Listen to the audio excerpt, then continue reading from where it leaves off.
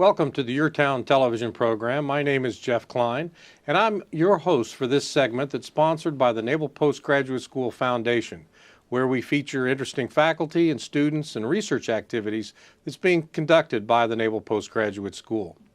The next several sessions will be focused on one of our interesting programs on campus called the Undersea Warfare Program, which deals with everything from oceanography to how to maneuver submarines in tactical fights. Our first guest for this session is the Chair of Undersea Warfare, Admiral G Ellis, retired United States Navy. Welcome to the show. Pleased to be here, Jeff. Admiral, you're a professor of practice, and you are the Chair of Undersea Warfare and the Director of the Undersea Warfare Research Center for the Postgraduate School. Before we get to all those programs, though, let's talk a little about you, because you have a fascinating career, and I want to make sure I cover everything here. You were 36 years a nuclear submariner. You served on 7 submarines, commanding 2, the USS the City of Corpus Christi and USS Ulysses S. Grant. You commanded all submarines in the Pacific as the commander of the Submarine Pacific Fleet, submarine commander of the Pacific Fleet. And finally, you were the oceanographer of the Navy. But wait, you didn't stop there. When you transitioned from your uniform, you became the director of the Deep Submergence Program, and then later a special assistant for the undersea strategy of the Secretary of the Navy. So which one did you like best? Well, I like the best job I think I've had. The one I enjoyed the most was commander of the Submarine Force in the Pacific. You know, you lived in Hawaii, beautiful place to live. Weather's incredible. You have a huge responsibility, all from the Persian Gulf to the west coast of the U.S., Arctic to Antarctic. So you have a lot going on all the time, a lot of different commands reporting to you. And then you have just sort of the history that surrounds, you know, Hawaii, you know, Pearl Harbor, and you have the Army there, the Air Force, the Marine Corps, the Coast Guard, you know, everybody. I mean, and so it was very nice to deal with that. And we lived on Fort Island in a home built in the 30s. It was about maybe 50 yards from the Arizona Memorial. In fact, I had to ride by that memorial every day. And it brings home, you know, what happened there many, many years ago. You get a strong sense of history. And it's not unreasonable to say that the submarine forces in World War II led the offense. They were the first forces that actually were able to strike back effectively against the Japanese while our carrier forces were rebuilt and our surface forces were rebuilt. That's absolutely correct. That's fantastic. Now, you commanded 2 submarines. Now, for those of the audience who are not familiar, one is an attack submarine, an SSN. The other boat is a ballistic missile submarine. And can you tell us a little bit about the difference of the two? And you've brought a couple models I hope we can see. Well, I'll let you maybe hold it up when I talk about it. Okay. But the 2 missions of those different types of submarines, the Grant was a strategic submarine. Its main mission was to carry around 16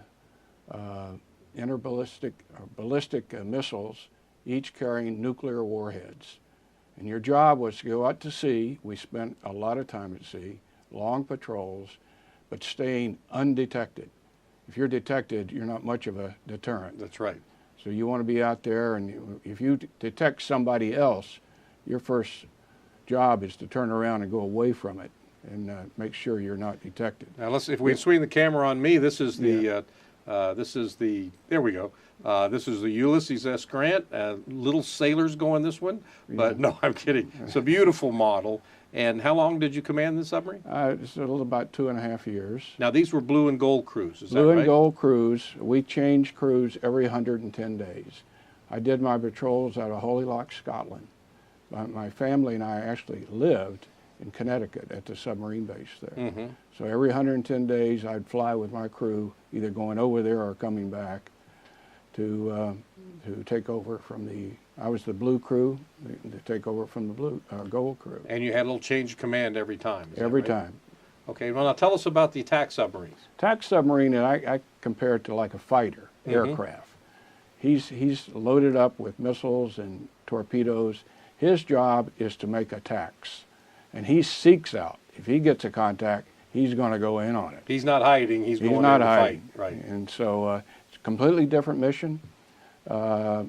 Much more exciting, to tell you the truth, because just staying away from people it's not a lot of fun if you want to operate and being close in, let's say. Well, hand me the USS City of Corpus Christi here, and we can slide the camera on me here for a second. Now, this is a little sleeker look, a little more torpedo look, because it doesn't have those big missile bays, right? That's right. It has carries a lot of torpedoes, but it goes a little faster, and was very capable. Yeah, I was the first commanding officer of it, so I commissioned the submarine, and I brought a little photograph here. Oh, sure. We can see it from there. Go ahead. Yeah. And it was taken on our second sea trials after we built the ship. Look at that wake behind her. Yeah. And the first sea trials, you went out and dove it for the very first time, went to test depth, made sure it was pretty watertight. Oh, yeah. This was the second sea trials, is the one you go out and start testing a lot of other equipment, but it's also the one they take the command picture of. Oh, and this is the command picture? This is it. This was in Narragansett Bay, with the sun coming up, past your stern, and a helicopter right out in front of us.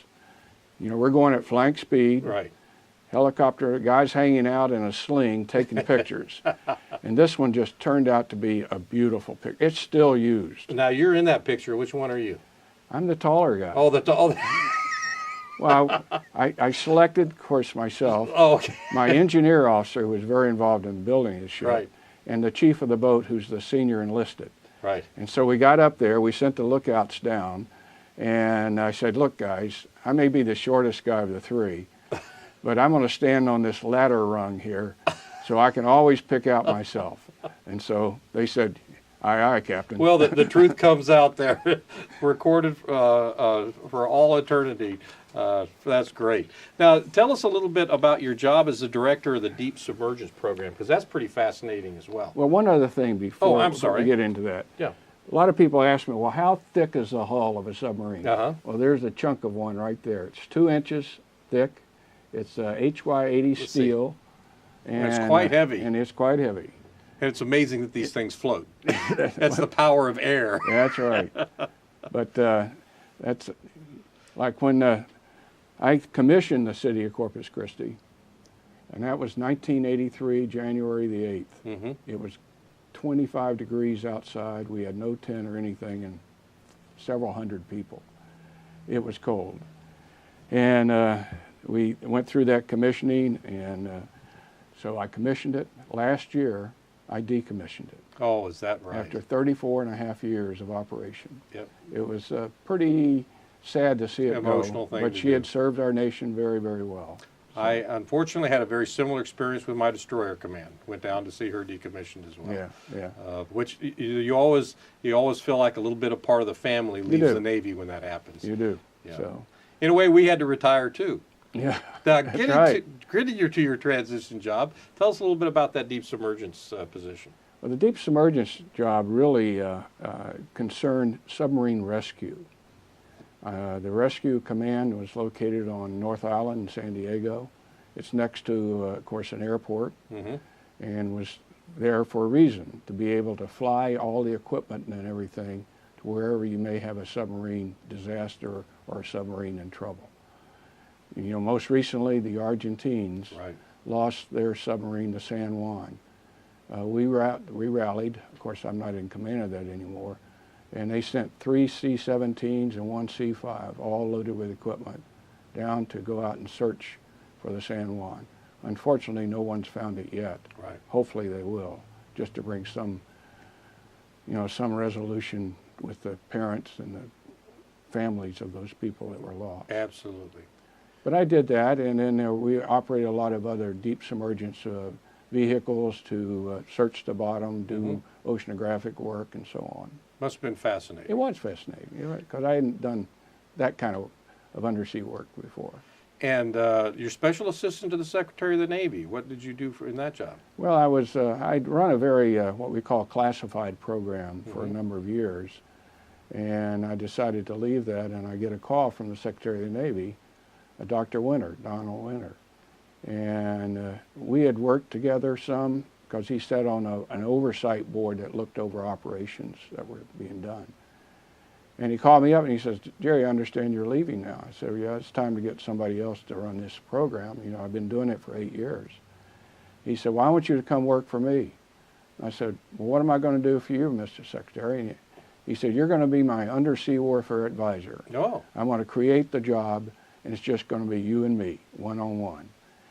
Well, I'd never worked at that level, and it was very interesting to see the civilian side of the Navy, of leadership, versus the uniform side. And but it was a great job.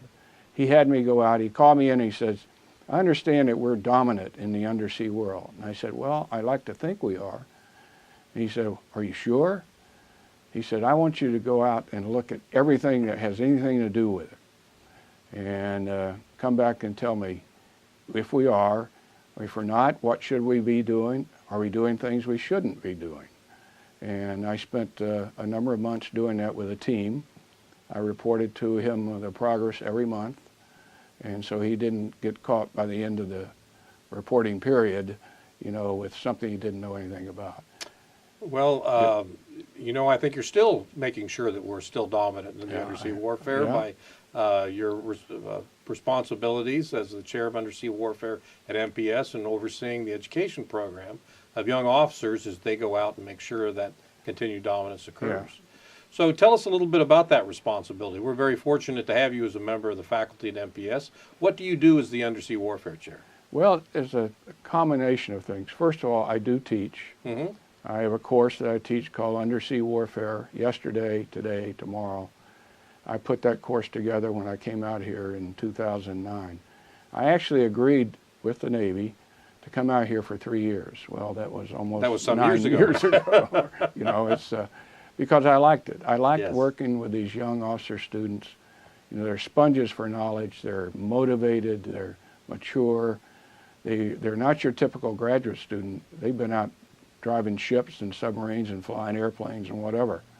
So it really excited me, changed my whole life, to tell you the truth. Sort of revitalized, you know, what I'd been doing. So. Well, now this is a fascinating academic program because you don't just get a degree in undersea warfare. That's right. It's an interdisciplinary degree, and the students select a track or specialty that they want to actually focus on. So could you go through some of those, please? Yeah, I look at it, since we don't have a degree, master's degree in undersea warfare, that it's best discussed by saying it's the minor and the major. Mm-hmm. The minor is the undersea warfare program. Right. That is the curriculum that we have. And it's a very demanding curriculum. I mean, they've got courses in math and physics, oceanography, operations research, acoustics, unmanned systems, computer programming and simulation. Right. Plus their and that's just to get that minor. That's just to their get major. the minor. That's right. The major, they get their choice pretty much as long as they qualify for it. Usually a technical degree, could be operations research, it could be mechanical engineering, it could be acoustic engineering, it could be applied mathematics, oceanography, physics, full gamut really. It's a really nice program because they do have a choice. Well, now we're going to interview a couple of students from the undersea warfare program in future segments of this larger program. But tell me a little bit about the Undersea Warfare Research Center and some of the research areas that our faculty with our students are involved in. Well, that's a very important area. We devote a lot of attention to that because we've got some very talented people and students who are, as I said, are very anxious to work on things that might be good for the Navy. Mm-hmm. And we do a lot of work with sensors, being able to develop sensors that will detect other submarines or ships or anything, and platforms for those sensors. It could be and a lot of unmanned systems, undersea unmanned systems, UUVs, or UAVs, that's unmanned aerial vehicles. And some that are both, the UAVs come down, sit down, and then take off and get in the water. Right. And then unmanned surface vehicles, lots of work being done on that because I think the Navy sees that will, you know, bring us great dividends for the future and benefits. Now, we also have faculty and students that go to the Arctic, and you're very interested in that, of course, because that's a major ocean for a concern of undersea warfare. But tell me a little bit about that program. Yeah, that program is usually, program is called the ISEX. Mm-hmm. And the Submarine Force does an ISEX every 2 years, every even year. Like 2018 now, we're going to be doing one. We send 1 or 2 submarines to the Arctic, underneath the ice. They surface up through the ice, set up an ice camp has already been set up there for them. And then we do a lot of experiments. And we've been sending quite a few people from Naval Postgraduate School with their experiments. You know, last time, which was in 16, you know, there were a lot of experiments with unmanned systems. How do they behave in adverse weather conditions, coldness, how do the sensors work, doing a lot of oceanography kind of detection and doing characteristics of what the Arctic looks like and how it's changing. Unfortunately, the last year, we had to evacuate the camp before we had planned to evacuate it because a big, huge ice crack came right down through the middle of the camp, and we didn't know whether it was going to continue to grow or whether it would stay that way. But you didn't want to stay near the edge. You didn't want to stay near the edge. That's absolutely. So we actually did an evacuation and brought pretty much everything back home. Well, that is fantastic. Let me shift a little bit of topic here and talk back to the submarine community. Not all our students in undersea warfare are submariners. We have pilots, we have surface officers, and we have other officers involved. But I'd like to focus now just on the local submarine community. Each year, it's a strong tradition to have the submarine ball, and you are involved in that. So tell us a little bit about that and what that occurs during that ball. United States Submarine Force was founded in 1900. And by John Holland. Holland built the very first submarine, USS Holland, SS-1. And since then, we celebrate that anniversary every single year. But not only just to celebrate that we've been around that long, but to celebrate and recognize with a ceremony all the submarines that have been lost since 1900. It's a fascinating, unique ceremony. Yeah. And, you know, there's a reading of each of the names, how many people were lost, where it was lost, and then a gong on the bell there to symbolize that. And so it's done at every submarine birthday ball, done throughout the world. And last year, who was our speaker? Well, it happened to be the Chief of Naval Operations. A submariner himself? Yeah, who is a submariner. In fact, the last 2 CNOs have been submariners. The Admiral John Greenert, who was the Admiral before John Richardson, actually worked for me. So there's the history. There's the history right there. Well, Admiral, we're out of time, but thank you very much for being a guest, and thank you for your continued contributions to the strength of our country, and particularly in the undersea warfare environment. I still enjoy it, and it's been quite a ride. And thank you for joining us on this segment of YourTown television program. Join me again for future segments where we highlight both faculty and students, and the next segments will be looking at students in the undersea warfare program.